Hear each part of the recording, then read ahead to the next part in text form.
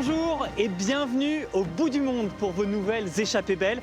Ici, cette expression prend tout son sens puisque j'ai l'immense bonheur de vous accueillir en Patagonie, à la pointe australe de l'Amérique du Sud. Alors, cette région qui s'étale entre le Chili et l'Argentine est une promesse d'évasion, de rencontres inoubliables et évidemment de grands espaces vierges, à l'image du glacier grandiose que vous pouvez voir derrière moi.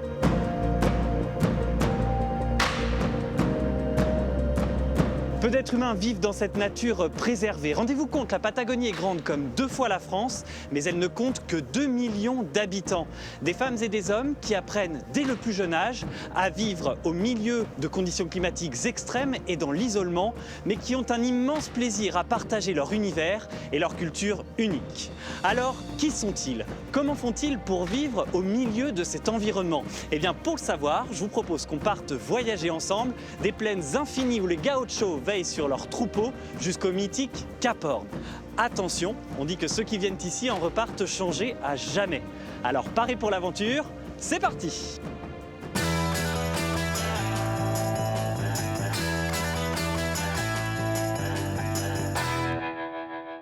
Bienvenido a la Patagonia. Bienvenido a Patagonia. Un voyage en Patagonie, c'est faire le plein de liberté. Ici, il n'y a plus de route, plus de gens. Il n'y a que nous et la nature. On se sent petit, très petit, insignifiant même. Et d'émotions. C'est extraordinaire de les voir comme ça, d'aussi près là, c'est fabuleux. Il n'y a pas de mots pour décrire ça.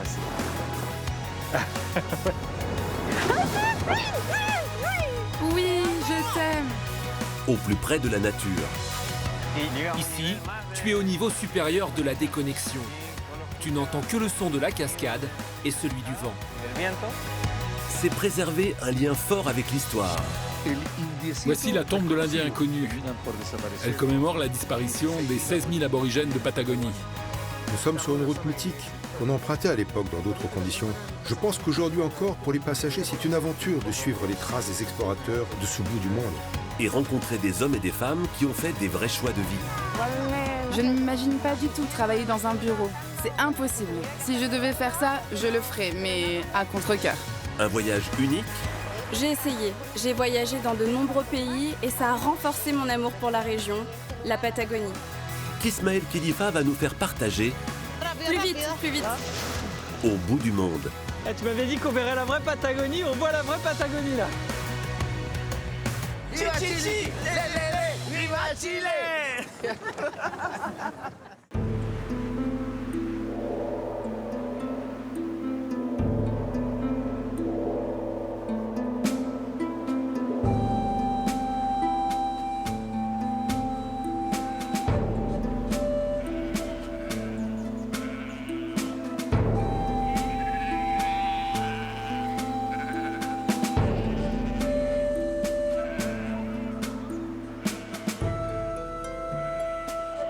Bonjour, Paulinia. Bonjour Ismaël, bien ici. Bonjour. Bonjour, bienvenue. Merci, c'est une bise ici, c'est ça? Oui. Nous on fait 2 en France. Hein. Ah oui, alors on fait On fait 2? 2. Bon. Bienvenue. Nous sommes au cœur de la Patagonie, en pleine Patagonie australe-chilienne. Et alors, toi, tu fais quoi avec ces moutons? Tu travailles ici, dans la Estancia? Oui, je travaille avec la laine de mouton. Je fais des créations, je dessine des modèles de pulls et je travaille en suivant toute la chaîne de production de la laine mérinos. Ah, moi je pensais que tu étais la gardienne des moutons, mais non. En fait, tu la... Ah oui, peut-être. Mais tu parles un peu français en plus, alors. Oui, je parle un petit peu français. J'ai vécu en Suisse pendant 4 ans comme dessinatrice. D'accord, Ouais. donc tu es née ici, J'ai né tu es ici. partie en Suisse. Exactement. Et après, j'ai décidé de retourner ici pour faire ma entreprise, ma marque, tout avec la laine. Et ta marque, elle s'appelle comment alors? Ça s'appelle Les Moutons Verts. C'est original ça, Oui. un mouton vert. Et c'est une espèce d'ici de Oui. Patagonie. Non, c'est parce que c'est un projet écologique.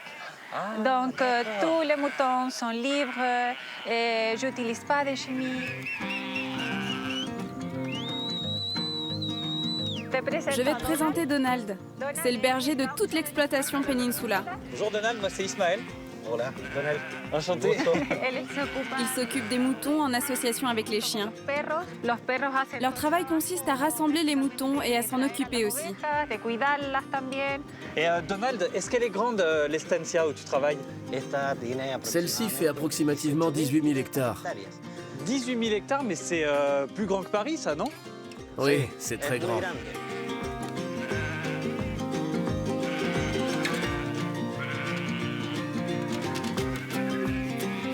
Allez, on va demander aux chiens qu'ils rassemblent les moutons. Regarde. Attends, mais comment tu fais avec ta langue, là? Enfin? Non, ça va te prendre beaucoup de temps pour y arriver. Demande-leur de travailler. Ok. Allez, regarde.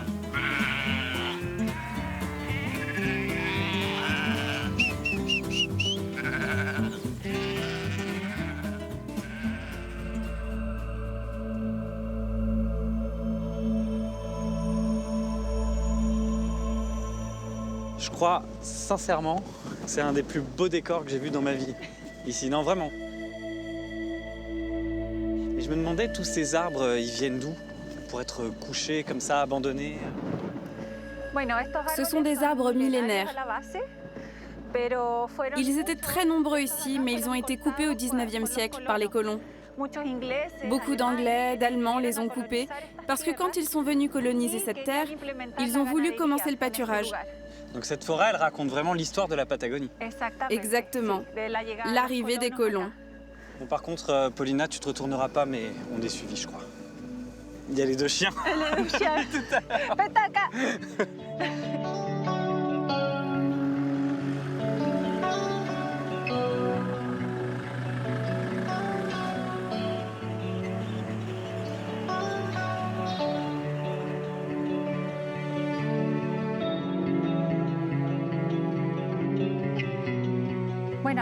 Ici, on trouve les bêtes calafatées. Moi, je m'en sers comme teinture naturelle pour ma laine. Ah, la calafatée, c'est les petites baies ici? Oui, c'est une plante endémique de Patagonie. Tu peux en goûter si tu veux. Ça a un goût très agréable, un petit goût acide. Oui, c'est assez acide. Et regarde, sors ta langue. Ah ouais, elle est toute violette, ta langue. La mienne aussi, non?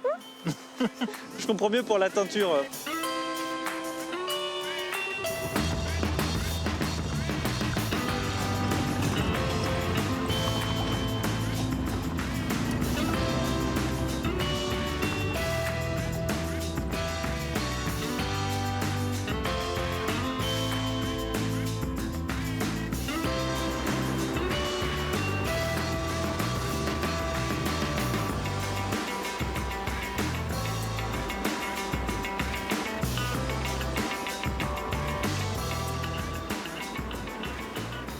Hop là.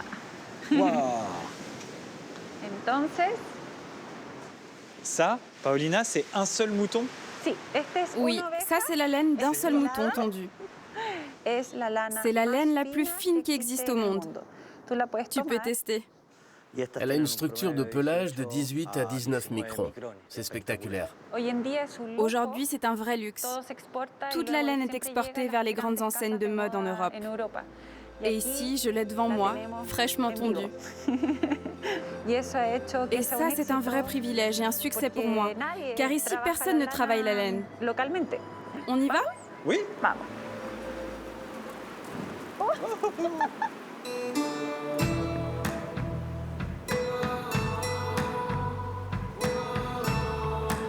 Depuis sa découverte par les Européens au XVIe siècle, la Patagonie stimule l'imagination. Un territoire immense et faiblement peuplé, une nature sauvage à perte de vue. Pour certains, l'endroit idéal où poser ses valises. Pascale est née à 14 000 km de là, à Anvers, en Belgique. Elle est arrivée ici il y a plus de 20 ans et s'est parfaitement adaptée aux coutumes locales. L'été, pour elle, c'est le temps des calafatés. Leur goût est sucré. Nous, on en fait de la confiture et de la liqueur aussi. On récolte les feuilles de calafaté pour en faire de l'infusion. Avec son mari argentin, ils ont monté il y a quelques années une petite entreprise de transformation de ces baies. La cueillette des calafatés ne va pas sans difficulté, mais Pascal et son compagnon ont le sentiment d'avoir récolté la liberté. La chance de pouvoir travailler de leurs mains en plein air.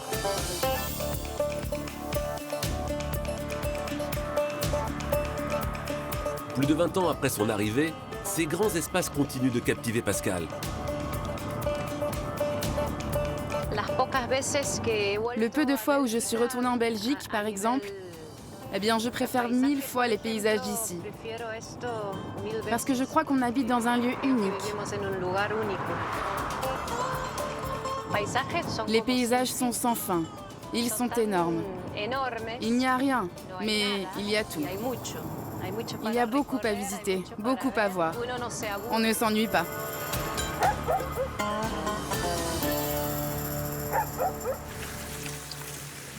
Vendre des confitures demande beaucoup de travail pour un salaire incertain. La vie en Patagonie n'est pas toujours facile. Mais Pascal ne regrette rien. On n'est pas beaucoup d'étrangers, mais il y a des gens qui sont venus ici et qui ont décidé de s'y installer ensuite. La Patagonie vous capture. Même si c'est un endroit difficile à vivre au niveau du climat, que les hivers sont très rudes et qu'on est isolé, il y a quelque chose de mythique en Patagonie. Je pense qu'on peut dire ça.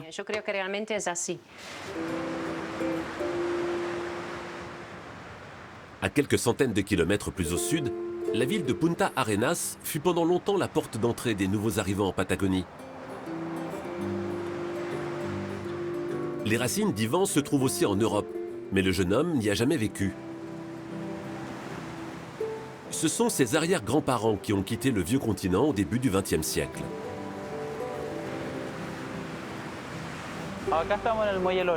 Ici, on se trouve sur le quai Loreto. C'est l'endroit où sont arrivés les premiers immigrants. Moi, dans le cas de ma famille, ils fuyaient la guerre, le service militaire, et ils venaient aussi attirés par la ruée vers l'or. C'est l'histoire typique. Ils sont venus ici avec rien, et ils ont construit leur avenir au prix de beaucoup d'efforts. Ses ancêtres sont venus de Croatie, de l'île de Brač plus exactement. Dans les années 1900, ils sont près de 3000 à avoir débarqué ici, donnant à la ville un petit air de Yougoslavie. Ici, nous sommes dans le quartier croate. Là, ce sont des maisons typiquement croates. Elles sont très hautes, tout simplement parce que les Croates étaient très grands. Et d'ailleurs, ils sont toujours très grands. Aujourd'hui, on estime leurs descendants à 30 000, plus du quart de la population de la ville. Avec le temps, les Croates se sont mélangés aux autres communautés, mais certains membres essayent de préserver une part de cet héritage original. Au Croate Club, chaque mercredi, Olma Vukasovic propose des cours de cuisine croate. Regardez, ici on est beaucoup de descendants de Croates.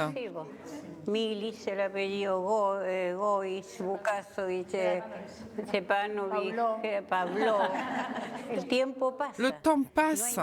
Cela fait longtemps qu'il n'y a plus de nouveaux Croates qui arrivent. Avec les années, on se dilue. Aujourd'hui, Punta Arenas est une ville très cosmopolite. Alors, ce qui se passe, c'est qu'on oublie toute cette histoire. Faire ça, ça nous permet de ne pas oublier que dans le passé, des Croates sont venus ici. En se transmettant les recettes de nos grands-parents, on se transmet leurs souvenirs. Aujourd'hui, la Patagonie fait encore figure d'Eldorado. Mais les nouveaux arrivants ne viennent plus du bout du monde. Ce sont des nationaux qui quittent les grandes villes du Chili ou de l'Argentine pour la tranquillité de ce bout du monde. El Chaltén est le symbole de cette nouvelle vague du peuplement. C'est tout simplement la ville la plus jeune d'Argentine. Ici, avant 1985, il n'y avait rien. On n'avait pas Internet avant 2005. Et on n'avait pas de réseau mobile avant 2014. Merlin est guide de montagne. À l'été 95, il découvre la région pour la première fois en venant grimper avec des amis. Il tombe amoureux de ce site et finit par y poser définitivement ses valises au début des années 2000. Pour moi, El Chaltén, c'est un lieu unique. Le village est le camp de base. Depuis le village, on accède à tous les sentiers, toutes les montagnes, sans avoir besoin de transport. Depuis chez moi ou depuis n'importe quel hôtel, il suffit de marcher 15 à 20 minutes pour trouver un site d'escalade ou pour te retrouver en pleine montagne. C'est ce qui me plaît ici. Le village est logiquement devenu la Mecque des sportifs et des mordus de montagne. Malgré l'isolement et un climat difficile, la Patagonie s'est jouée de ses nombreux atouts pour attirer sans cesse de nouveaux Patagons.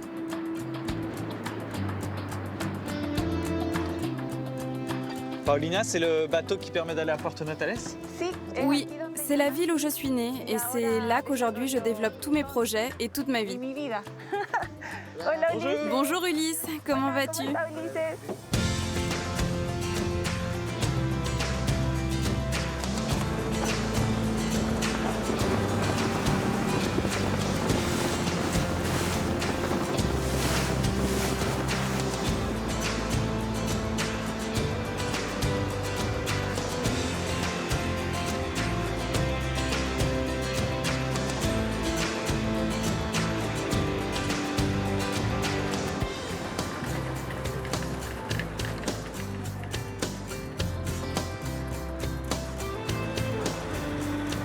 Ce que j'aime bien dans cette ville, c'est qu'il y a une vraie ambiance de bout du monde, tu vois.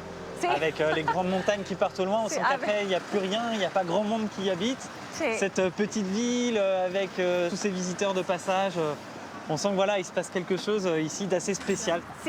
Oui, elle a beaucoup changé au niveau touristique, il y a plus d'hôtels et de restaurants. Parce que pendant la haute saison d'été, beaucoup de gens viennent ici pour travailler. Et quand l'hiver arrive, on se retrouve juste entre nous. Et regarde ça, c'est le Mylodon. Lui, c'est l'animal qui nous représente ici à Puerto Natales. C'est un animal de l'époque des dinosaures qui faisait à peu près cette taille-là. Donc un animal millénaire. Et il faut lui faire un câlin comme ça. Ah oui, c'est pas mal comme ça, t'as raison. Effectivement, faire un gros câlin au Mylodon. Un grand câlin.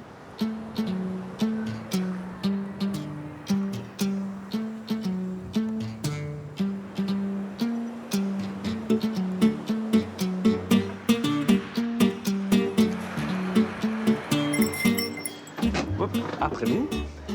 Bonjour, comment allez-vous? Ça va Sonia? Très bien. Enchanté. Bonjour Loreto. Bonjour. Sonia et Loreto font partie des femmes qui travaillent avec moi. Elles sont environ 20 tricoteuses à travailler et elles font tout à la main. Pour moi, le côté social était très important, de pouvoir donner du travail aux femmes qui vivent ici. Généralement, ce sont des femmes jeunes ou des retraités. Donc toi, tu imagines les modèles et les couturières, tricoteuses, je ne sais pas trop comment on dit, moi je ne suis pas le roi du tricot. Ensuite, elles façonnent les modèles que tu as imaginés. Exactement. Et comme je connais chacune de ces femmes, je sais laquelle sera la plus douée pour réaliser tel ou tel travail. Et c'est ce qui rend le travail à la main encore plus intéressant. Et Loreto, c'est toi qui as fait ce pull-là? Oui, pour confectionner un poncho comme celui-là, il me faut entre 4 et 5 jours. J'utilise les aiguilles, mais aussi le crochet. Et la couleur du pull qui est là, Paulina, elle est faite avec les baies de Calafate qu'on a ramassées. Oui, exactement. Ismaël, je vais t'offrir un petit cadeau pour toi. C'est un bonnet dans lequel on a fait. C'est vrai qu'en Patagonie, en plus, pour la suite du voyage, ça va bien me servir, je pense. Exactement, oui. Et qu'est-ce qu'il a fait alors, ce bonnet? Bon, en fait, c'était Sonia qui a fait cette bonnet. C'est Sonia? Donc, oui, c'est Sonia. Je vais faire un petit bisou alors. Merci Sonia. Bueno. Merci beaucoup.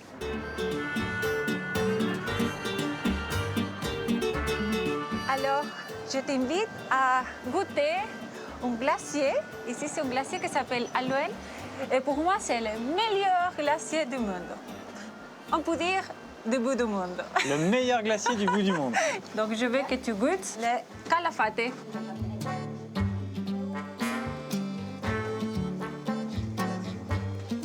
Muchas gracias. Muchas gracias. Par contre, ils sont généreux sur les glaces. Hein. Oui, c'est toujours comme ça. Alors, goûtons cette glace. On sent bien le goût du fruit, du Calafate qu'on a ramassé ensemble. Oui, c'est très bien, j'adore. Il y a même les petits pépins. Oui, tu vois, tout ça. Bon, en tout cas, Paulina, pour moi, il est temps de partir. Oui. Bon, je te remercie pour ta visite et pour connaître ma vie, ma philosophie ici.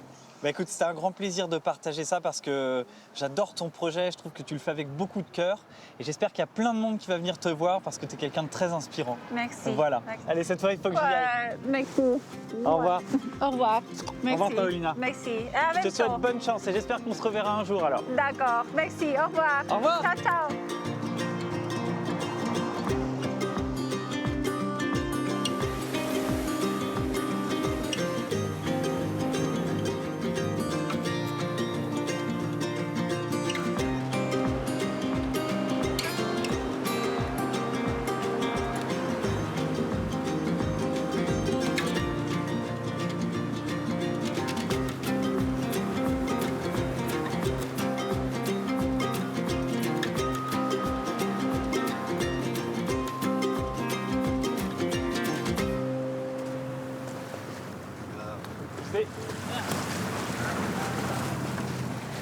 Gracias.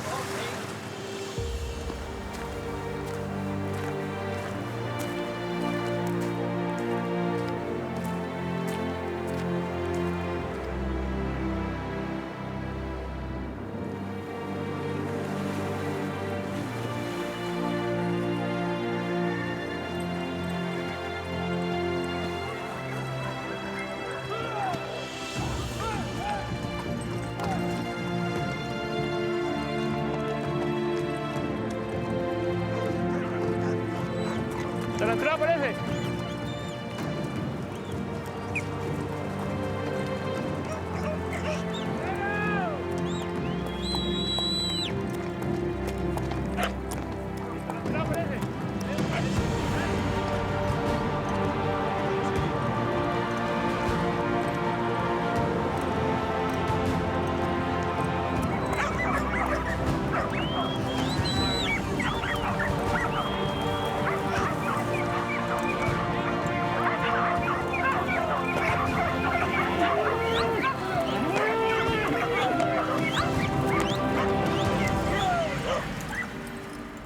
Bonjour.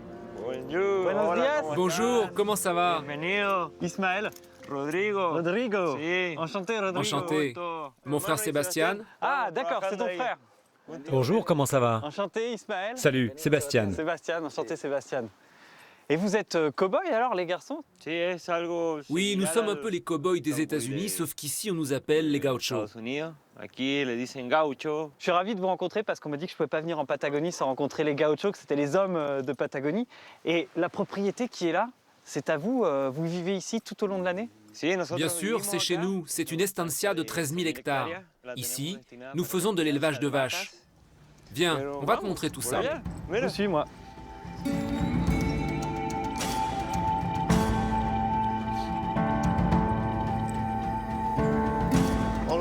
Bonjour Ismaël. Bonjour.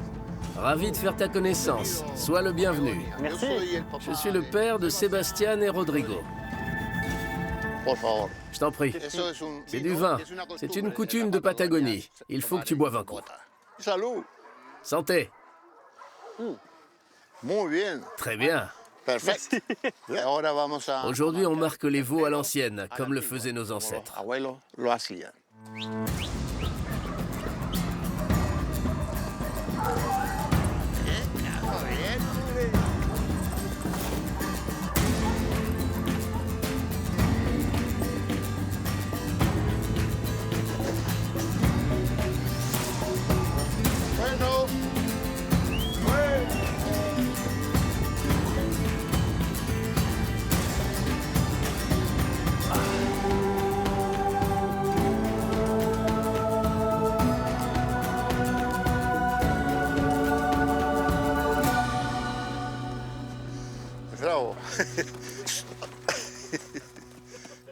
Moi, ça me fait mal pour eux, ce que vous leur faites là. Non. Mais tu sais, c'est très important le marquage au fer, parce que les vaches pourraient perdre leur boucle d'oreille. Et la propriété est si grande que nous n'avons pas d'autre choix que le marquage au fer. Et tout ce travail, c'est vraiment la tradition de notre estancia. Et qui est-ce qui l'a créé, cette estancia, Hernan? C'est un homme, Don José Iglesia, qui l'a acheté en 1902. C'était le grand-père de ma femme, Angélica Iglesia. C'est le premier Espagnol qui est arrivé à Porto Natales. Il venait des Asturies et il a créé tout ça avant même la fondation de Porto Natales.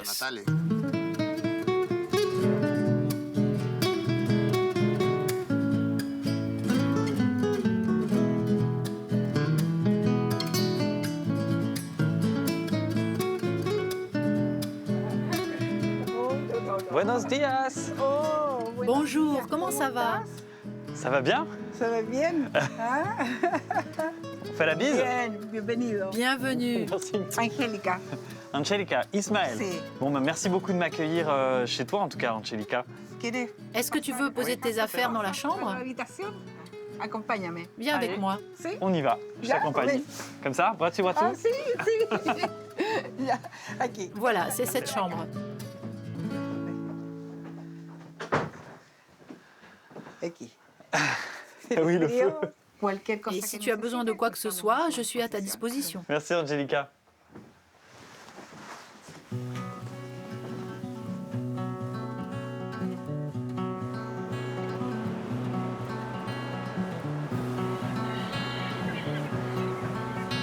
Les estancias sont nombreuses sur les rives du détroit de Magellan. Tous les matins, on peut croiser les troupeaux qui quittent leur étable pour être menés au pré. Dans la famille Roers, c'est Carla, la benjamine, qui s'en occupe. La jeune femme est une gaucha, une exception dans un monde essentiellement masculin. À 26 ans, elle n'a pourtant jamais douté de sa vocation. Être au contact des animaux, être dans la nature, c'est vraiment ce qui me plaît. Ne pas être enfermé entre quatre murs. Je ne m'imagine pas du tout travailler dans un bureau. C'est impossible. Si je devais faire ça, je le ferais, mais à contre-cœur.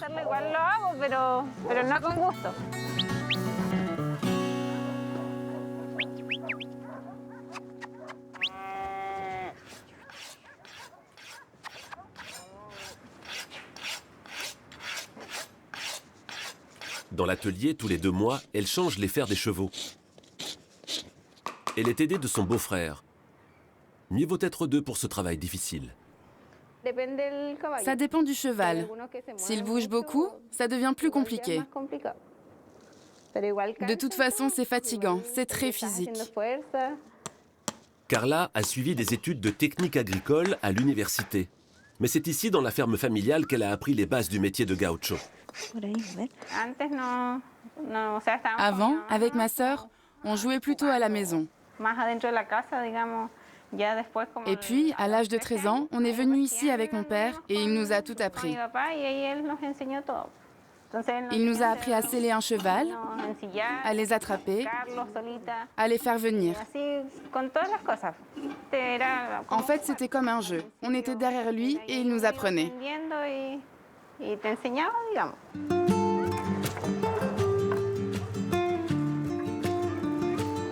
Traditionnellement, dans les estancias, la place des femmes était au foyer ou dans la basse-cour à s'occuper des animaux domestiques.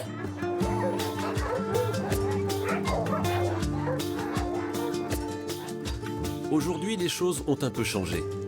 Mais la gaucha fait encore figure d'exception. Carla a poussé la singularité encore plus loin en se piquant de jineteada, le rodéo traditionnel des gauchos. Au début, c'était un jeu.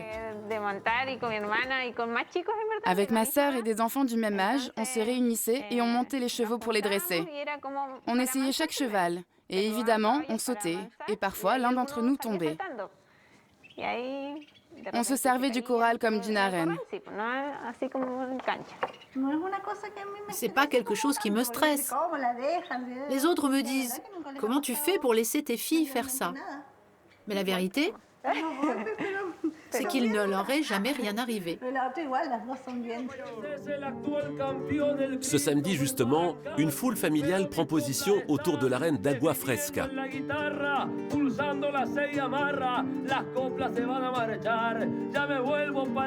Les meilleurs cavaliers de la région vont s'affronter. Pour que le spectacle soit à la hauteur, les montures ont été soigneusement sélectionnées. Ce sont les chevaux du rodéo. Ce sont des chevaux rétifs qu'on n'a jamais réussi à dresser. On ne les monte qu'une ou 2 fois par an pour le rodéo. Et sinon, ils passent toute l'année dans leur pré. Ici, on dit que ce sont des chevaux indomptables.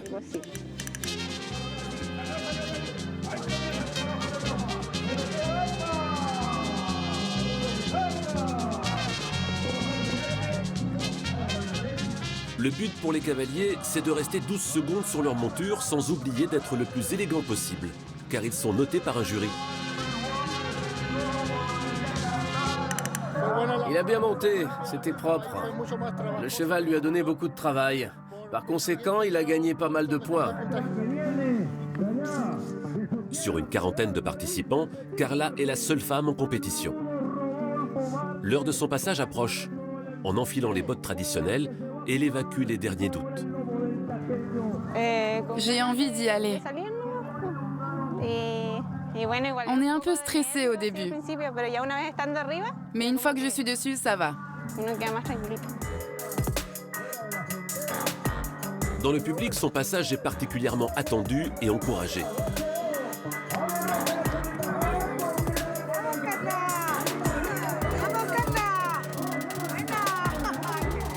Au bout de 10 secondes, Carla est désarçonnée. Pour 2 petites secondes, elle est éliminée. Mais la jeune femme se montre philosophe. Il m'a viré de sa croupe. Il m'a un peu amoché, un peu cogné, mais ça va. Tout le monde tombe. Les avions tombent, les meilleurs cavaliers tombent. C'est comme ça. Malgré les bleus, dans 2 semaines, Carla remontera à cheval et retournera dans l'arène rappeler que le rodéo se conjugue aussi au féminin.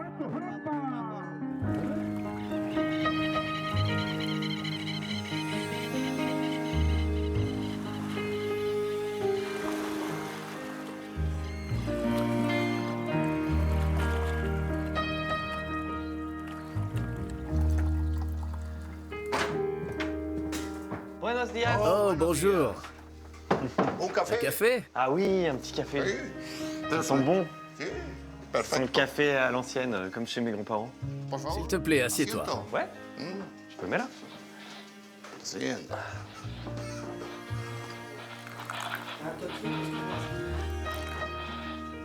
Gracias.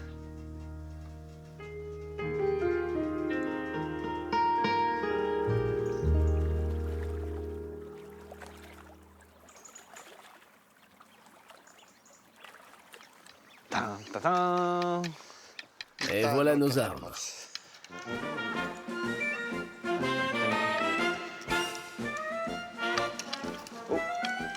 Attention aux lignes.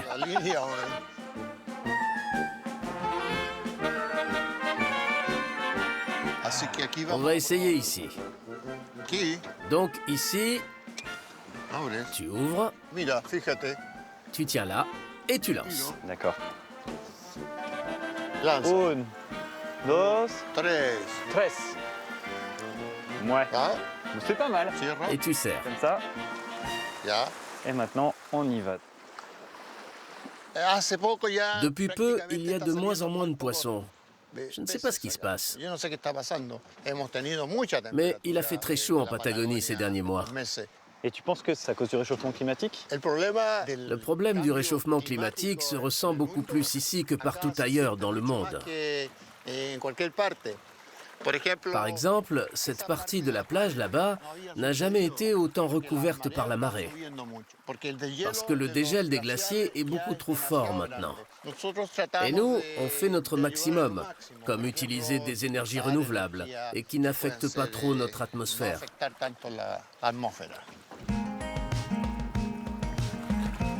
Ça y est, il y en a! Il tire là! Ah, il tire bien, hein. On l'a eu!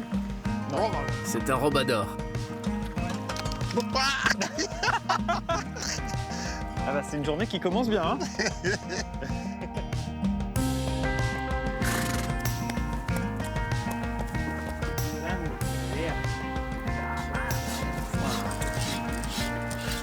Ça va, Sébastien? Oui, et toi? Très bien. Ça va très bien. Il faut que ces chevaux ils soient très résistants ici, dans le climat de la Patagonie. Ils sont parfaitement habitués à ce type de climat, et particulièrement à l'hiver, qui est très rude pour eux. Les écarts de température vont de 15 à moins 20 degrés au plus bas.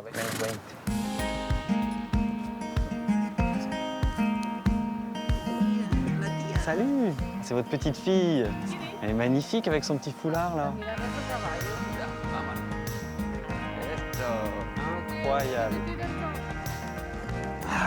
Bien? Super. Tu fais un bisou au cheval? C'est trop mignon. Incroyable. Alors les amis, où est-ce que vous m'emmenez? On va à la cascade des Pionniers. On a fait cette découverte en suivant les traces de nos animaux. Et on entendait toujours un bruit d'eau. Et un jour, on a décidé de partir à sa recherche et elle est apparue. On aime beaucoup cet endroit, car là-bas, tu peux vraiment te déconnecter. S'il vous plaît. Merci beaucoup. S'il vous plaît. Oh. Allez. Voilà.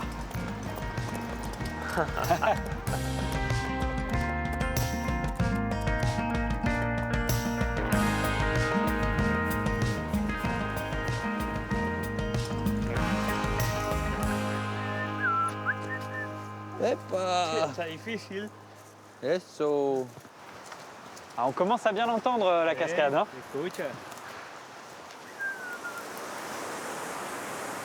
Waouh, c'est magnifique.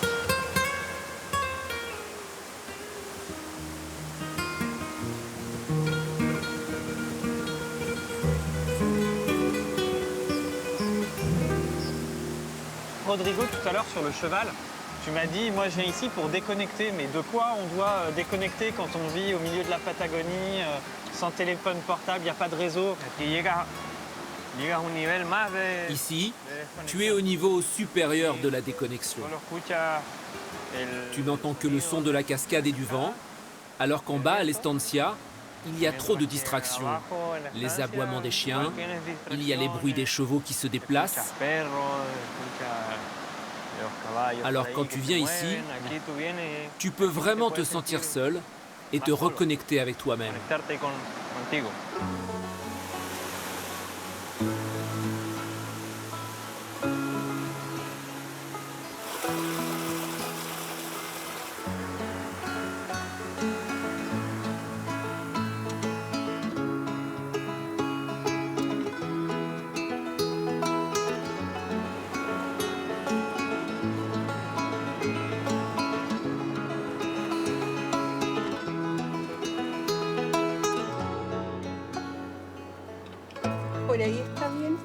Je cueille du persil, ma fille?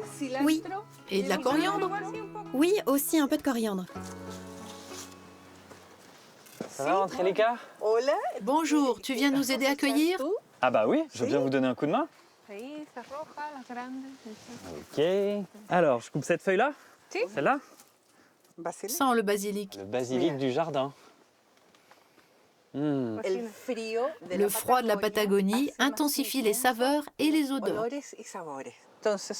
Cette production est pour notre consommation, mais aussi pour les touristes qui viennent comme toi séjourner dans notre estancia, afin de manger des produits frais, de bonne qualité, biologiques, naturels. Ce qui me touche chez vous, c'est que vous êtes à la fois des défenseurs de la tradition et en même temps, vous êtes des pionniers. Vous faites tout bio, vous êtes en autosuffisance. C'est très moderne de faire ça. Tout cela vient des enseignements de nos grands-parents qui ont tenu à nous inculquer cet amour de la terre. Mon père me l'a transmis et aujourd'hui, je le transmets à nos enfants. Nous protégeons cet amour de la terre et de la tradition. Mais quand je parle de tout ça, ça me donne trop d'émotions et après, je pleure comme une madeleine. Oui, allez, on va pas pleurer. Hein. On va aller continuer à ramasser de la nourriture. Ce soir, on va rien avoir à manger si on continue de parler comme ça. Ok. Ici. D'accord. Tu coupes. D'accord. Comme ça. Super. C'est bon? Super. Pour le dîner. Le meilleur du chou.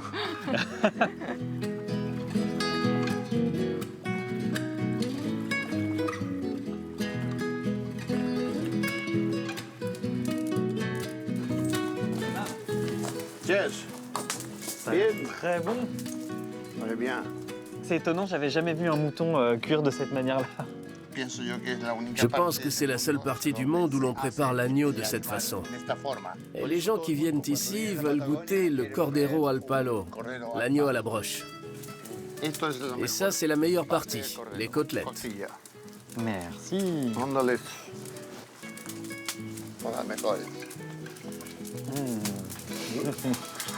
C'est trop bon. C'est délicieux.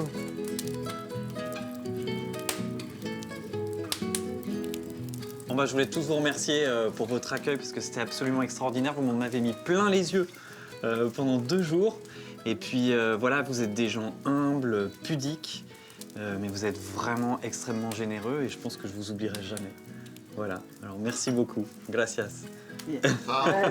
Salut. Salut. Poco tiempo, pero C'est un court séjour, mais notre porte te sera toujours ouverte.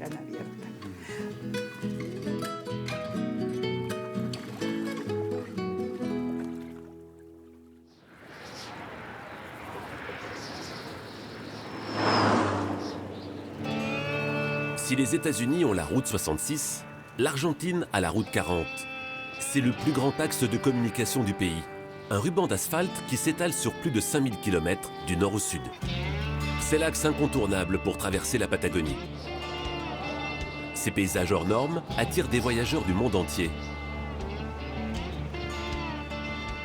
Yang a 35 ans. Il est venu de Chine et cela fait 3 semaines qu'il pédale.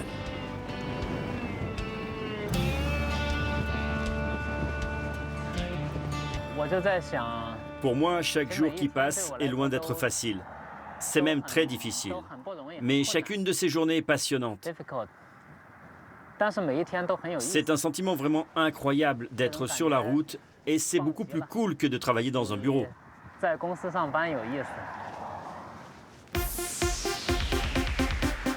Il a déjà parcouru 1500 km. Plus que 1000 pour atteindre Ushuaia, son point d'arrivée. Terrain de jeu pour les aventuriers du monde entier, la route 40 est bien plus que ça pour les habitants de la région. Un cordon essentiel. Miguel, Virginia et leurs 3 teckels l'empruntent pour aller faire leurs courses à la ville la plus proche. 210 km aller-retour qu'ils font au minimum 2 fois par mois depuis des années sans jamais se lasser. C'est extraordinaire. Tu peux profiter de tout. Parce qu'en plus, il y a des microclimats, comme ici, près du lago Antigo. On ne sait jamais le temps qu'il va faire. Là, il pleut, mais ça va s'arrêter. Et ensuite, il y aura peut-être du soleil. Et peut-être même que dans la journée, il va neiger. Malgré des lignes droites interminables, Miguel n'excède jamais les 80 km/h. Et il n'hésite jamais à faire un petit arrêt pour profiter des paysages. Ça n'a pas de prix. C'est incomparable. À chaque fois que je viens, le paysage est différent. Les nuages, la brume, le lac est différent. Le climat, le vent, chaque jour est différent. Et l'autre raison de cet arrêt, c'est que c'est le seul endroit où je capte du réseau. J'en profite pour appeler les enfants, leur dire que le trajet se passe bien, que nous sommes en bonne santé. Le plus important, c'est que ce n'est jamais pareil. Les travaux de construction de la route 40 ont débuté en 1935. Pendant longtemps, elle est restée à l'état de simple piste. Mais aujourd'hui, la majeure partie est bitumée. Sur des dizaines de kilomètres, pas âme qui vive, nulle habitation, aucun village. Au milieu de ce désert, la Leona fait figure de refuge. La cafétéria est une halte obligatoire pour les routards. On s'y arrête pour manger un morceau ou se détendre après de longues heures au volant. Définitivement, ça peut représenter une oasis pour ceux qui s'arrêtent. Parce qu'après ça, je ne connais aucun autre arrêt avant longtemps. La Leona est une institution. Créé en 1894, l'hôtel-restaurant n'a jamais cessé de fonctionner. En 2007, Laura Cargoer devient propriétaire de l'établissement. Elle le modernise tout en préservant l'atmosphère d'un lieu chargé d'histoire. On raconte notamment qu'en 1905, le célèbre bandit américain Butch Cassidy s'est mis au vert ici pendant 1 mois au retour d'un braquage. Les documents que nous avons vus sont ceux qui prouvent que la police est venue enquêter ici. Ils ont dormi ici, ils ont interrogé les gens qui étaient ici en disant qu'ils étaient à la recherche de 3 gringos. Les témoins leur ont dit qu'ils les avaient vus et que d'ailleurs, ils étaient très sympathiques. Ils les ont reconnus sur les photos, mais bon, ils étaient déjà partis. La police est arrivée trop tard. Laura n'a pas toujours vécu ici, au bord de la route 40. La jeune femme a grandi dans un environnement radicalement différent, Buenos Aires. Je suis arrivée à 22 ans, après l'université. Je cherchais un endroit tranquille pour m'épanouir, pour travailler. Après, je me suis rendu compte que ça n'était pas si tranquille parce qu'il y avait beaucoup de travail. Heureusement d'ailleurs. Mais je suis restée, j'ai rencontré mon mari ici, on a fondé une famille, on a eu 2 enfants. Et je ne suis jamais revenue en ville. Quand on aime, on ne revient plus. Il n'y a pas de circulation, il n'y a pas de bruit. C'est plus joli et on a la tête plus reposée. D'habitude, la route est un moyen de communication, une parenthèse que l'on traverse pour atteindre sa destination. La route 40 est bien plus que ça. Le voyage commence dès les premiers kilomètres. Le trajet devient une aventure.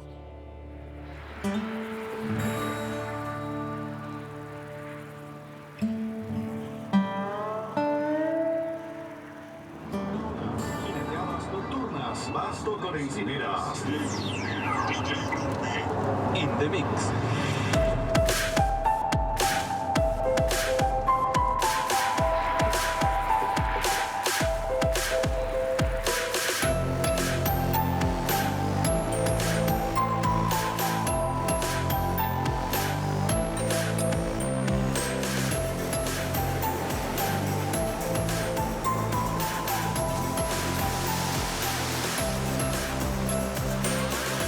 Buenos días.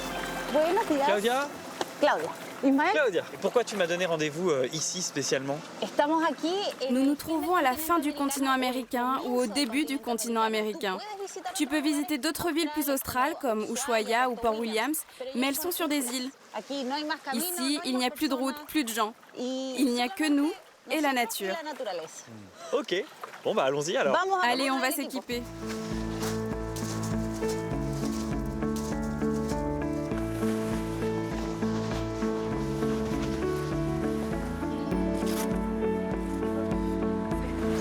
On a la classe, Claudia, comme ça. C'est le style fashion de Patagonie.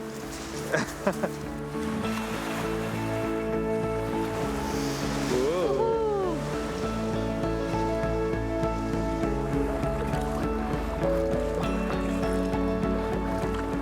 C'est parti!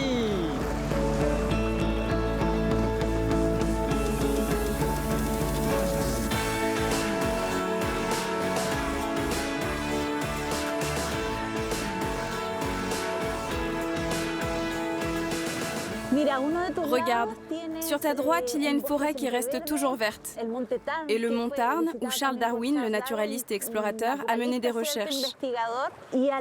Et de l'autre côté, tu peux admirer des montagnes enneigées.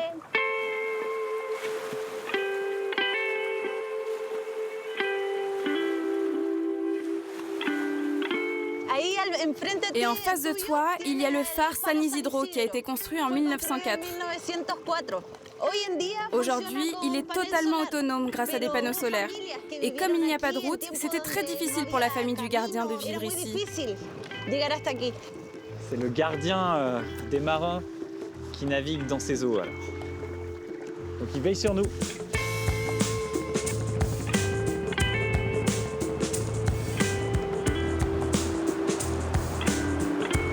Regarde Claudia, devant là-bas, il y a des animaux sur les rochers. Ce sont des lions de mer. Ils se reposent comme si de rien n'était. Et toi, qu'est-ce qui te plaît dans ton travail, Claudia? Quand j'étais adolescente, je faisais partie d'un groupe de scouts. On campait, on faisait des treks, de l'escalade. On profitait de la nature tout en prenant soin d'elle. Et donc j'ai décidé de faire ce qui me rendait vraiment heureuse, c'est-à-dire être en contact avec la nature. Et quoi de mieux que partager toutes ces merveilles avec des gens du monde entier, qui sont à la portée de tous, mais que peu de gens connaissent. Voilà. Plus vite, plus vite. Plus vite, plus vite. Ok. Ça va? Ah ouais. Ça rafraîchit, hein. Ah, tu m'avais dit qu'on verrait la vraie Patagonie, on voit la vraie Patagonie là.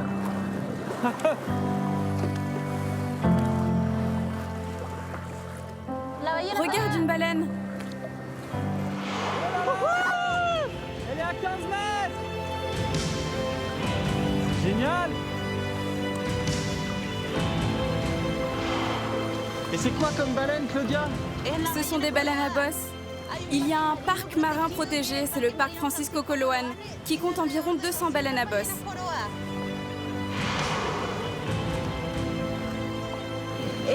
Et la plupart du temps, après 4 ou 5 respirations, elles plongent et dévoilent leur magnifique queue.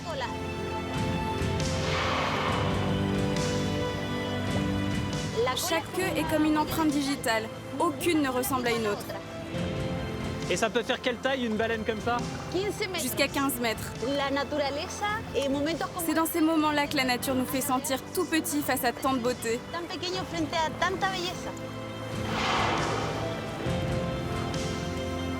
Elle est juste devant là!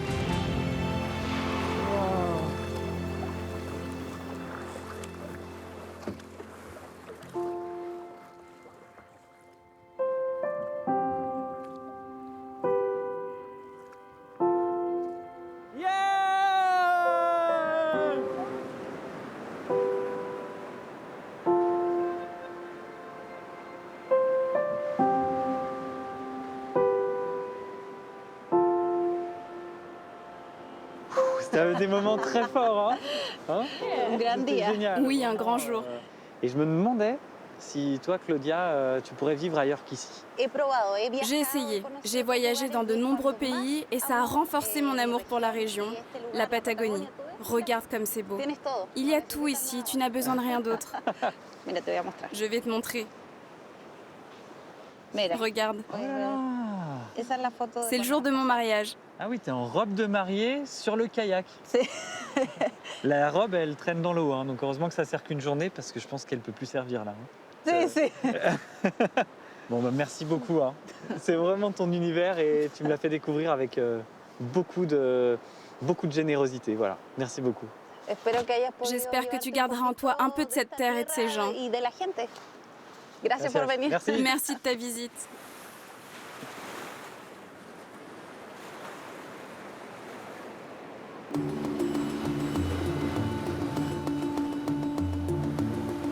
Le détroit de Magellan, qui relie l'océan Atlantique au Pacifique, s'étend sur plus de 600 km. Des côtes quasi désertes, battues par les vents. Le terrain de jeu idéal pour Gabriela et Miguel.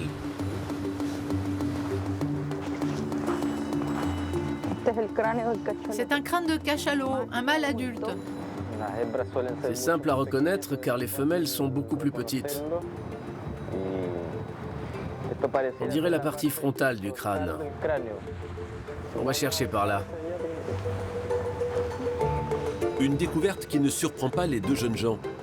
C'est le genre de trésor qu'ils sont venus chercher sur cette plage. Des animaux complets, ça serait bien. Ça fait partie du même animal que le crâne qu'on a vu là-bas. Dans cette partie du monde, la faune est très riche. La marée réserve bien des surprises. En particulier sur cette côte, la partie nord de la Terre de Feu, qui est à l'entrée du détroit de Magellan. Il y a beaucoup de restes de mammifères marins, comme ceux-là. Ce sont des animaux de profondeur, mais là, ils sont poussés par les courants dans le détroit et ils échouent ici. Leur plus belle découverte, ils les ramènent ici, dans ce vaste bâtiment industriel posé face au détroit. Les jeunes gens ont commencé à monter un véritable musée d'histoire naturelle de la Patagonie. Ce que l'on peut voir ici, ce sont des manchots. Manchot de Magellan, manchot royal, un gorfou.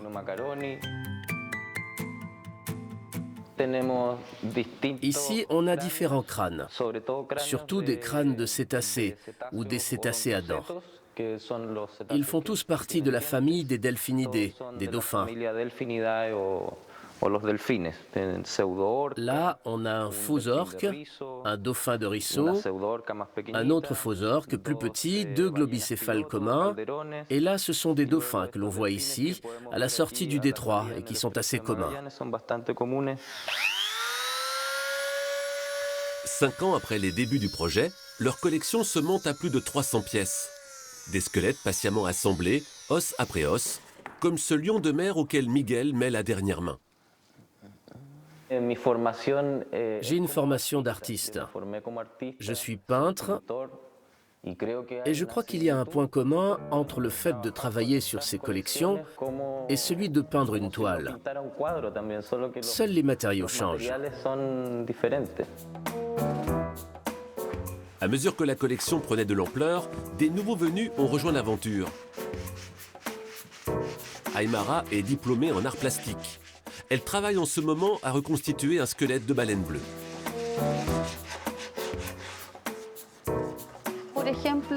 Par exemple, tout ce tronçon que vous voyez ici, c'est la vertèbre de la baleine.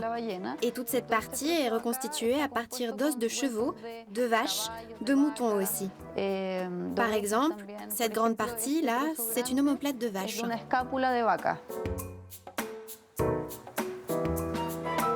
Le but de ces reconstructions est aussi bien esthétique que pédagogique. Elles permettent de proposer au public un animal complet.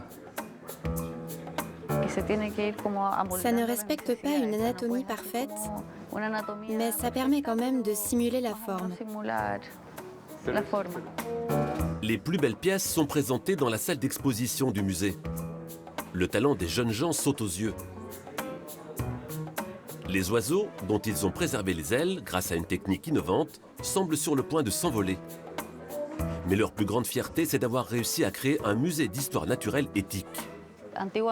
Historiquement, la plupart de ce type de musée s'est construit à l'époque coloniale. Il se construisait sur le pillage, dans le sillage des conquêtes. On peut dire qu'ils se sont construits dans le sang. On se différencie parce qu'on ne chassera jamais un animal pour obtenir une pièce qui nous manque. L'objectif cette année, c'est l'ouverture d'une nouvelle salle pour une pensionnaire de taille. Cette baleine s'est échouée en terre de feu à la fin de l'année 2012. En décembre, quelque chose comme ça. À lui seul, le crâne pèse 800 kilos. Lorsque le squelette sera entièrement reconstitué, il mesurera 15 mètres et pèsera 3 tonnes. Une prouesse.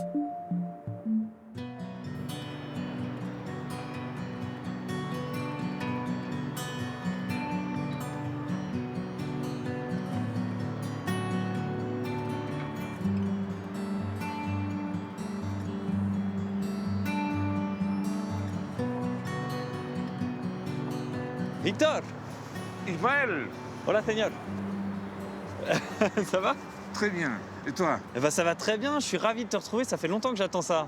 Moi, je suis enchanté de te montrer ma ville, Punta Arenas et les détroits de Magellan. Ah, il est là alors, c'est lui, le fameux détroit de Magellan. C'est ça. Le nom vient de Fernand de Magellan, l'explorateur qui a découvert le Chili en 1520. Je suis vraiment heureux de te rencontrer. Je rêvais d'aller visiter le détroit de Magellan, d'aller l'explorer par la mer. Bon, tu as vraiment la chance, parce que cet après-midi, on va partir avec les bateaux que tu vois là, les blancs et bleus. On va faire le même voyage de Magellan, de Drake. Tous les grands explorateurs. Les grands explorateurs. On va aller jusqu'au Cap Horn. On va se déconnecter et s'émerveiller. C'est un programme qui me va bien.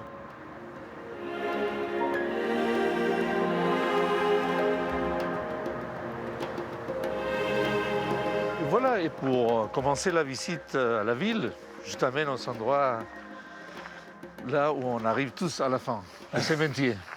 C'est la première fois que je commence la visite d'une ville par un cimetière, hein. C'est original ça. C'est un cimetière très spécial, très touristique, avec beaucoup de mausolées qui témoignent de la richesse des Magellanais du début du 19e siècle. Pourquoi ça a été aussi riche? C'était l'unique passage qu'il y avait entre les deux océans. Et donc tous les bateaux qui venaient d'Europe pour aller en Californie à l'époque de la ruée vers l'or étaient obligés de passer d'abord par le Cap Horn, puis quand a commencé la navigation à vapeur, par le détroit de Magellan. Donc c'était le cimetière des grandes familles riches qui vivaient grâce à ce passage entre le Pacifique et l'Atlantique. Voilà. D'accord. Voilà. D'où ces magnifiques mausolées. Et ce que je trouve très marquant, c'est qu'il y a des noms de toutes les origines. Il y a des noms croates, il y a des noms français, il y a des noms espagnols, évidemment. Elles sont très décorées, les tombes. Il y a les photos des gens, des petits jeux. Regarde ça. Quand on était gamin, on venait toujours et on se mettait à côté des murs, tu vois là, parce que derrière, il y a les stades de football. Pour pas payer l'entrée. Ah, vous montiez sur les tombes pour pouvoir voir le match de football? Oui, ouais. Ah bah bravo. Ouais. Je te félicite pas, Victor. Et ils savaient ça, vos parents, ou pas? On venait avec. Ah bon? Ah oui, carrément. Ah oui.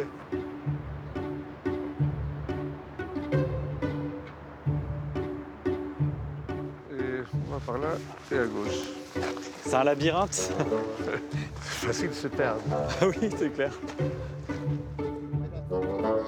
D'accord. Plus que 10 km, Victor.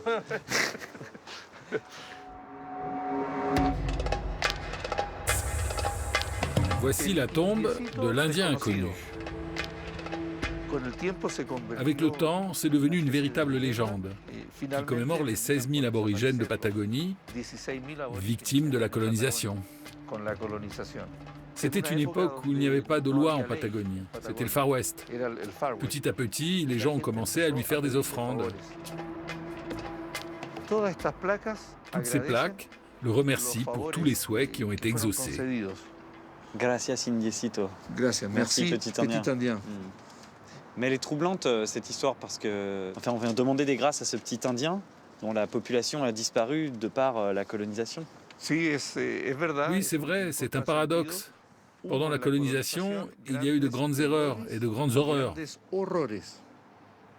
Ça veut dire on s'est trompé et on a fait des choses qu'il ne fallait pas faire. Pour que tes souhaits se réalisent, il faut frotter la main de l'Indien en faisant un vœu. Qu'est-ce que tu vas demander? Ah, je le garde pour moi, ça. C'est secret. Retourner en Patagonie. Ça, c'est sûr. Sans la main ou avec la main. Je le ferai quoi qu'il arrive.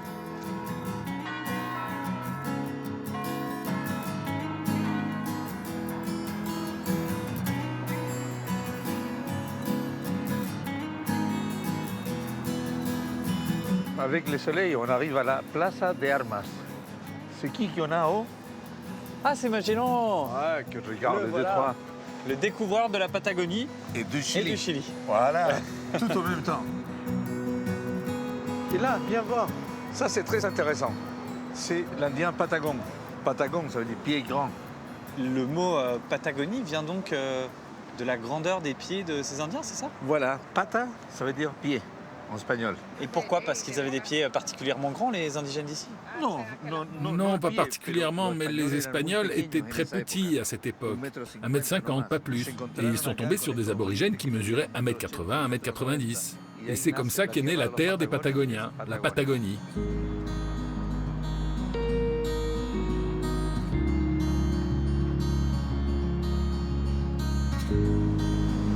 Ça souffle. Attention, ton bonnet. Ça va être sympa le départ avec ce vent. Ouais, il va partir tout seul. Ils vont lâcher l'ancre, il va partir fou, vers la terre du feu. Tout seul. Tout seul. Par le vent. Bon, Ismaël, on est prêt? Mais attention, il y a le feu qui est au rouge. Ça veut dire? Ça veut dire que le port est fermé et que le bateau ne peut pas partir pour l'instant. Donc on doit attendre que le vent tombe pour partir, c'est ça? Exact. Bon, ça va être l'aventure ce voyage, hein? Ah, je pense, ouais. Bon bah allons-y, on va se mettre à l'abri du vent. Vamos. Ouais, on y va. Oh, ça souffle.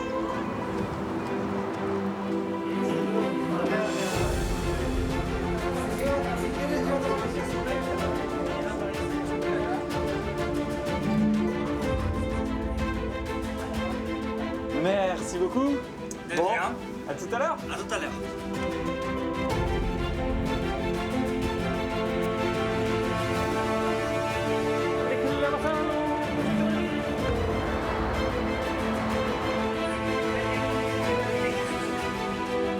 Je crois que cette fois on va enfin partir, Victor, parce que ça fait un petit moment qu'on attend là. Hein. La nuit est tombée. Aujourd'hui, on a eu 120 km à l'heure. 120 km à l'heure de vent. 120 km à l'heure, là, ouais. Aujourd'hui, ça soufflait. Donc c'est quand même un peu l'expédition ce qu'on fait. Hein. Et ça, c'est rien. Mais pense un peu de Magellan.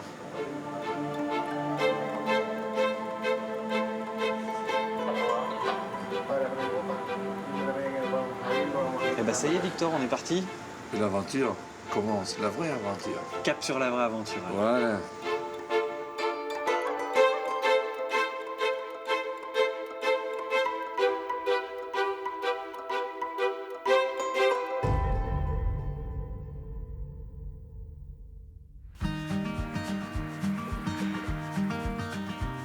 Malgré son climat, la Patagonie sait se montrer généreuse envers les gastronomes. Au cœur de ces grands espaces s'épanouissent des troupeaux dont la raison d'être n'est plus seulement la laine, mais la chair. Le restaurant Mako affiche fièrement sa devise « Des techniques internationales au service d'une cuisine locale ». Tiens, les petites assiettes sont là. Au fourneau, le jeune chef Mathias Villalba impose son style. Le restaurant est réputé pour ses viandes. Il propose du lièvre de Patagonie, du lama sauvage et bien sûr de l'agneau. L'Argentin, c'est un carnivore né. On mange énormément de viande. Moi, personnellement, je constate qu'on en mange un peu moins. Mais les Argentins, c'est comme ça. Le samedi, un barbecue, le dimanche, un barbecue, le lundi, le mardi, de la viande tous les jours. L'agneau est différent dans toutes les régions. Il est très très bon en Patagonie. Dans cette partie du monde, un poste stratégique en cuisine, c'est le parrillero, le rôtisseur. Mauro est le maître du feu. Le poste de la parrilla est très important. C'est la question de la cuisson. Il faut respecter les lignes pour marquer la viande. Et évidemment, respecter les différents points de cuisson. Bleu, bien cuit. Pour m'y retrouver, j'ai séparé la grille en 3. Ici pour le saignant, ensuite à point et au fond pour le bien cuit. C'est la seule façon de s'y retrouver quand la grille est pleine. Au moment de commander l'assiette de dégustation, mieux vaut réfléchir à 2 fois au risque d'être surpris comme ses clients. C'est un voyage spécial pour nous. C'est pour ça qu'on avait envie de manger différentes viandes, mais on ne pensait pas que ça ferait cette taille. On va essayer de voir avec les serveurs si on peut emporter nos restes. Mais la viande ne suffit pas. De tout temps, le plus compliqué en Patagonie a été de faire pousser des légumes et des fruits. Pourtant, depuis peu, une oasis fait figure d'exception dans la région. Pablo est agronome et il s'est lancé dans un sacré défi, produire local.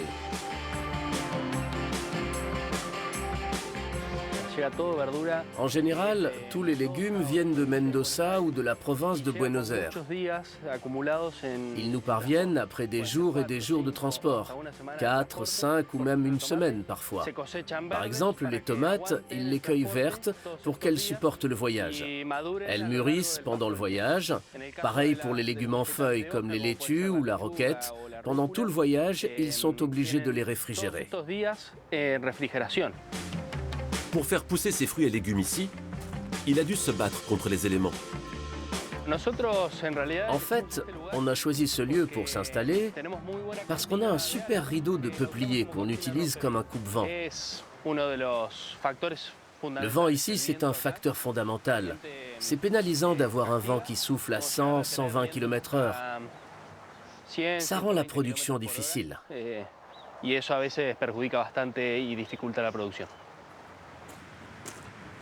Pablo a aussi réglé le problème du timide été austral en investissant dans une couveuse. Une petite serre chauffée où il lance ses semis. Et cela fonctionne. Ses plantes grandissent et sa petite entreprise aussi. Le principal avantage pour nos clients, c'est qu'ils ont maintenant accès à des produits frais biologiques, car on n'utilise pas de pesticides. L'autre avantage, c'est qu'en favorisant la production locale, leur argent revient au même endroit et réinvesti au niveau local. C'est ce que j'appelle du commerce juste. Pablo a réussi à recruter 3 employés. Il souhaite désormais que son modèle de ferme s'exporte ailleurs dans la région et qu'on ne puisse plus dire que rien ne pousse en Patagonie.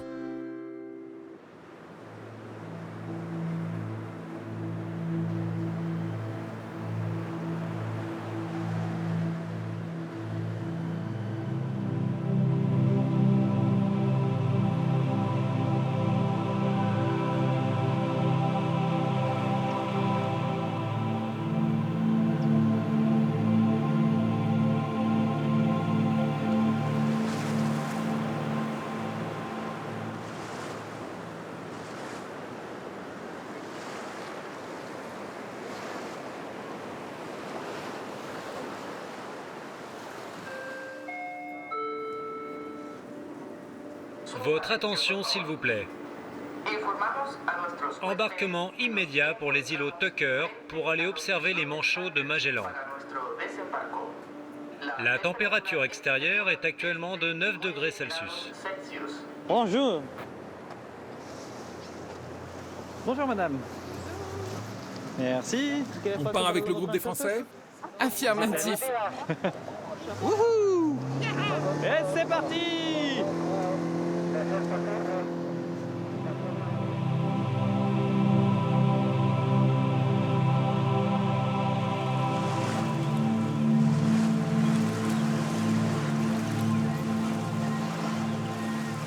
Nous avons derrière moi le manchot de Magellan.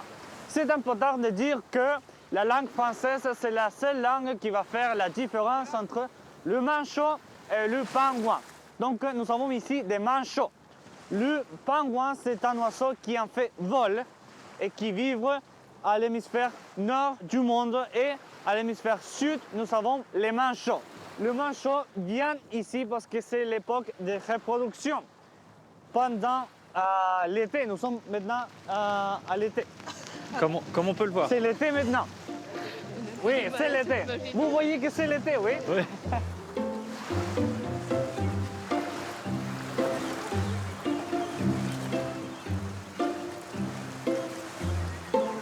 Il va se promener. Oui. Il est adorable. Des fois, ils sont très près de la plage. Ils vont commencer à se nettoyer, à se baigner. Oui.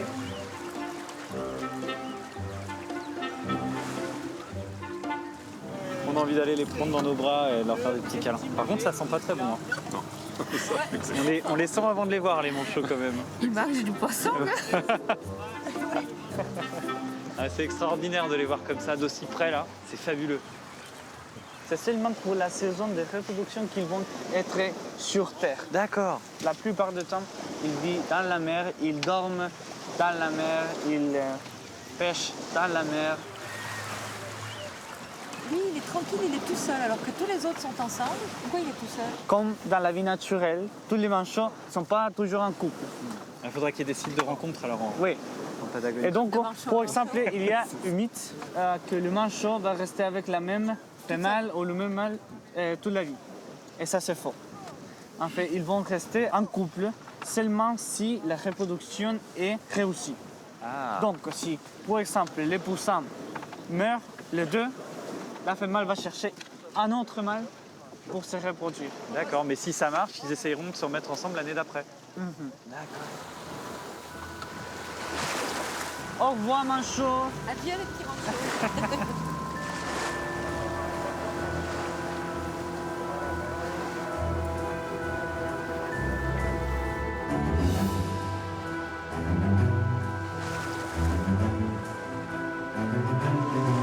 On dirait des petites îles de pirates, tout ça. Des petites îles perdues, tu sais, où il y a des corsaires qui vont sortir.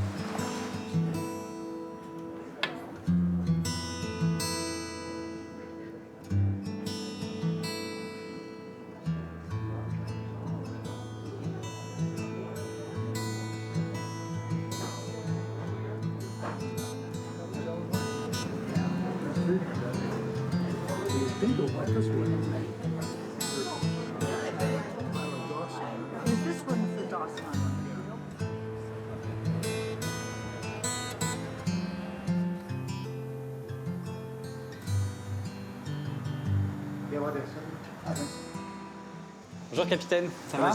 Enchanté. Tout se passe bien? Parfait. C'est difficile de naviguer dans ces canaux?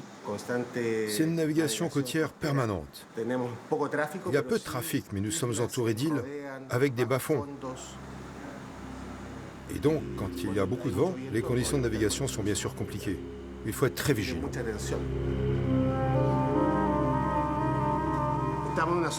Nous sommes sur une route mythique qu'on empruntait à l'époque dans d'autres conditions. Les outils de navigation étaient différents, il y avait beaucoup moins de technologie. La navigation elle-même était un exploit.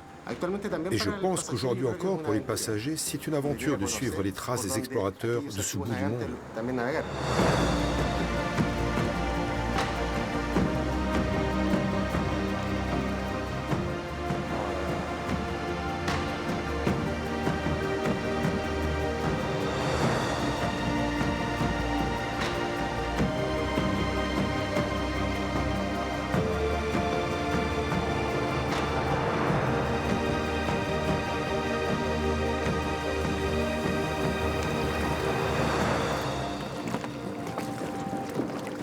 Le mur de glace en face de nous, là, il mesure combien? La partie qui touche l'eau, oui. C'est au moins, au début, c'est 40-50 mètres, mais on arrive à 400 mètres. 400 mètres de glace? Des glaces, oui.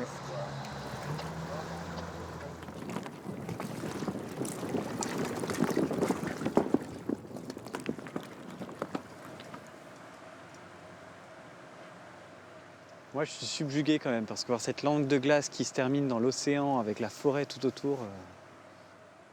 Oui, c'est beaucoup d'énergie, beaucoup de force. On voit ça dans très peu d'endroits au monde. Avoir des sommets à 2000 mètres d'altitude et aussi près de la mer, c'est très spécial. Oui, parce que chez nous, on voit des grands glaciers, mais on les voit, il faut aller très très haut, dans la montagne. Alors qu'ici, c'est au niveau de la mer.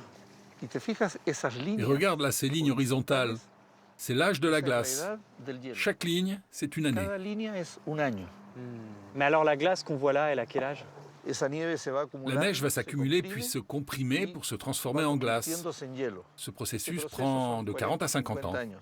Et le temps qu'elle arrive ici, il faut compter 400 ans de plus.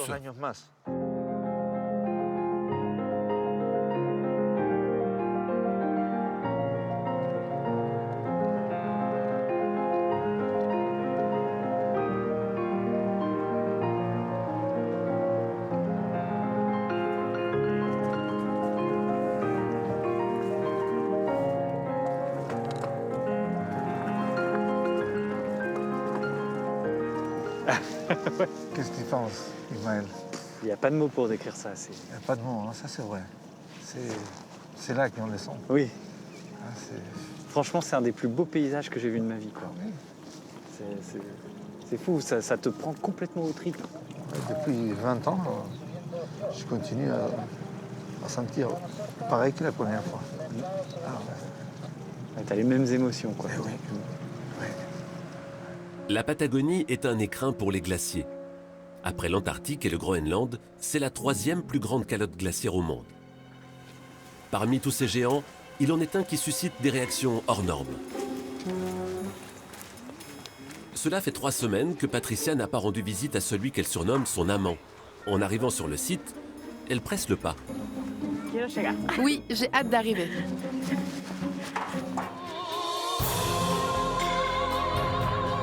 Face à elle, le Perito Moreno, le glacier le plus célèbre de la région. Un géant bleuté de 70 mètres de hauteur et d'une surface de 250 km² qui vient achever sa course dans les eaux turquoises du lagon Argentino. Oui, je t'aime. Tu l'as fait.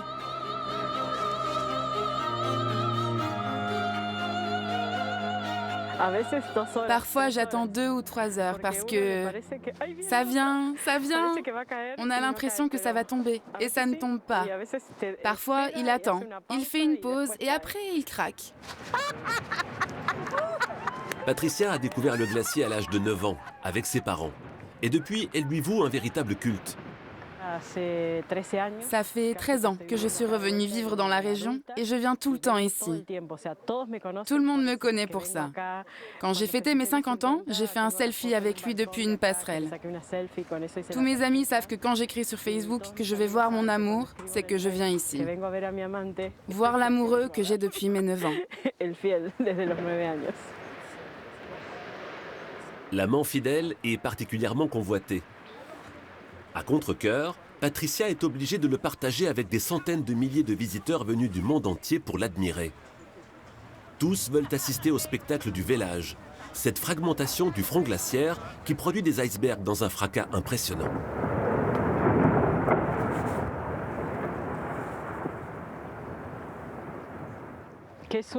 Il est unique, irremplaçable. Il a sa vie propre.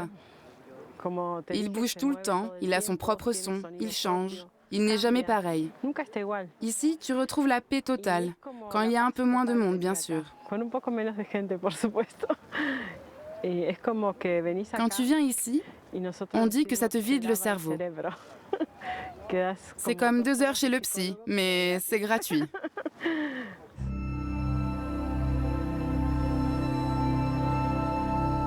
Le Perito Moreno naît dans la cordillère des Andes, à 30 km du lac. Malgré ses vélages impressionnants et l'accélération de la fonte des glaciers partout dans le monde, lui réussit à garder son envergure.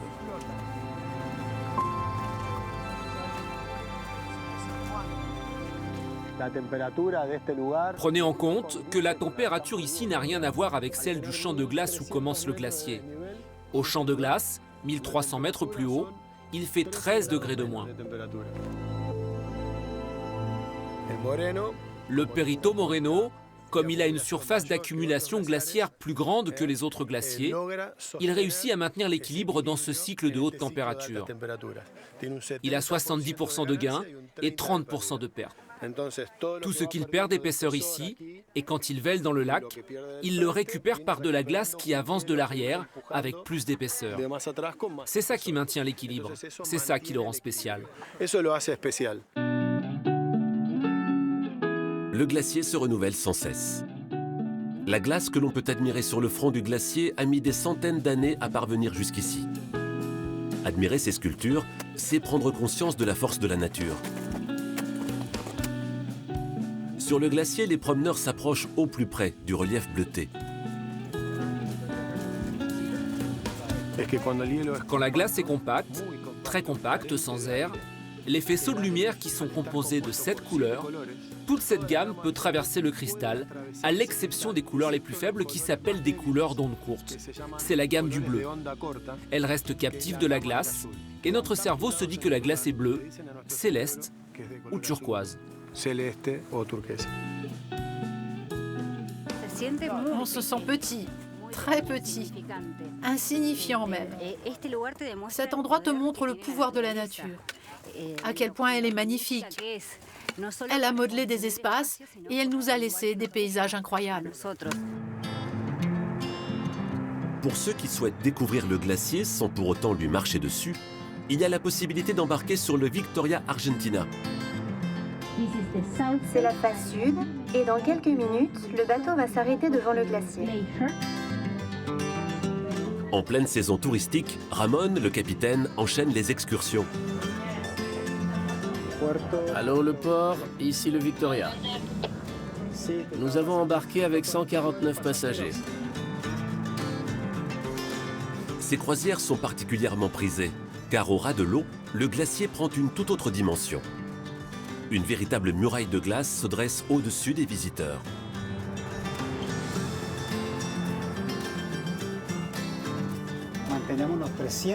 On est à 300-350 mètres de distance, bien qu'on ait l'impression à l'œil nu d'être à 60-70 mètres. Et pourtant, on est à 350 mètres du mur. C'est une mesure de précaution, car de grosses chutes de parois pourraient produire de grosses vagues et nous mettre en danger, ou des fragments de glace pourraient abîmer le bateau.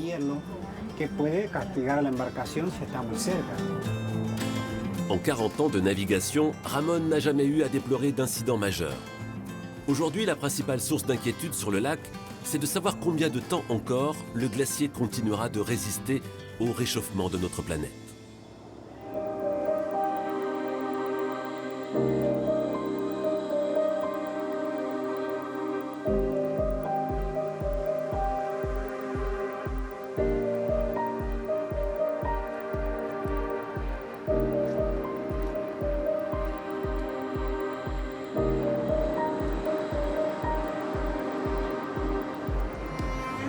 Joli décor, hein? Ouais. Ça pourrait être pire. Voilà. On n'est pas déçus. jamais.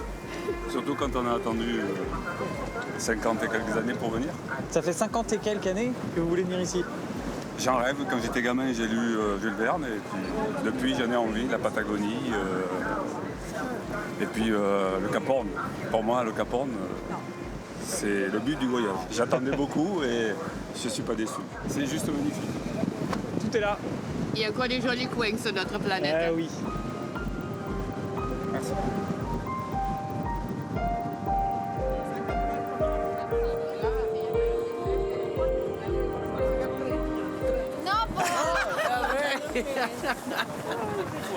Viva Chile! Viva Chile!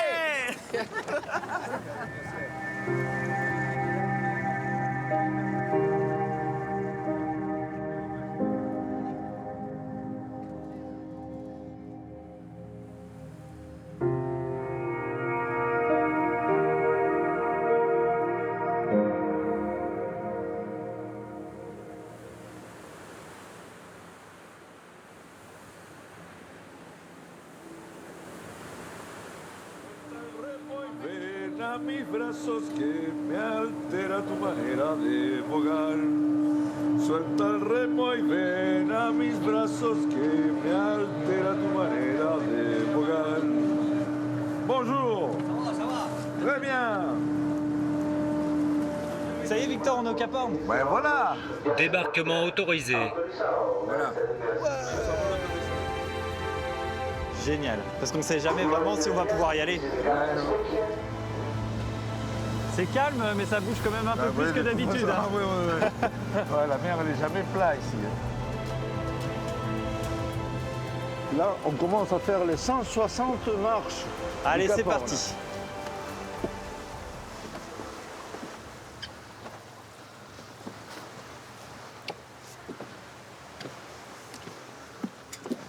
Attends, Victor, moi je veux voir la vue. Hein.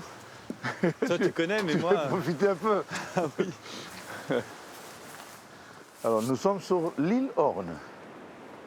Et sur l'île, on a un grand rocher qui se trouve au sud. Et ça, c'est le Cap Horn. Ah, d'accord. C'est le rocher qu'on voit là. Wow.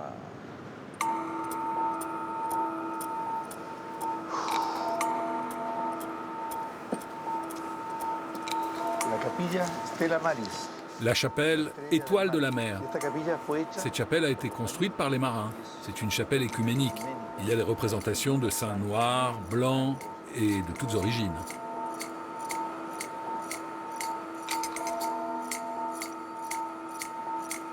Buenos días.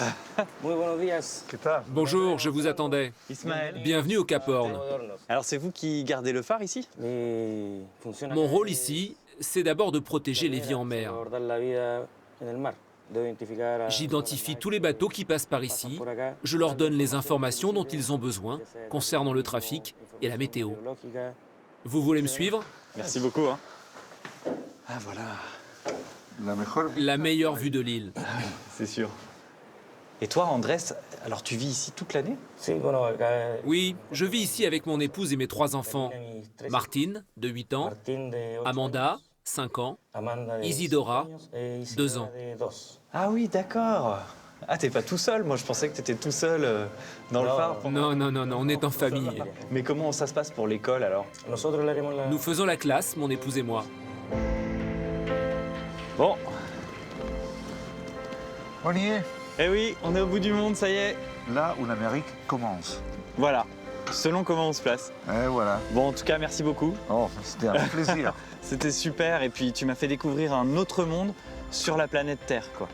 Le monde de la Patagonie et ce monde austral. Je suis ravi de ça, de te faire connaître mon pays, mon amour. Ah oui, bah ça, on sent que tu l'aimes, ton pays. Voilà, ah oui. Et... Allez.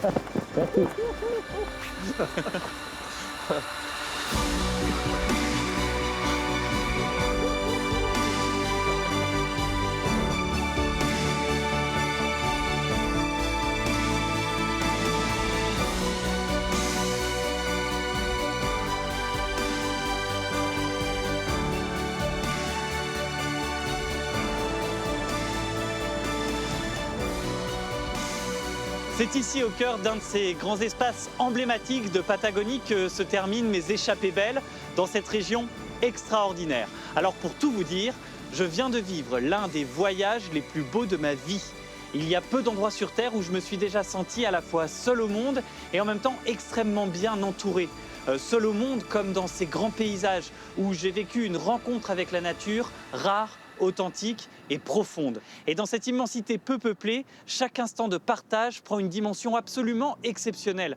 À l'image de Paulina, Rodrigo, Sébastien, Claudia et Victor, j'ai été impressionné par les choix de vie des gens d'ici, leur capacité à aller de l'avant et leur humilité.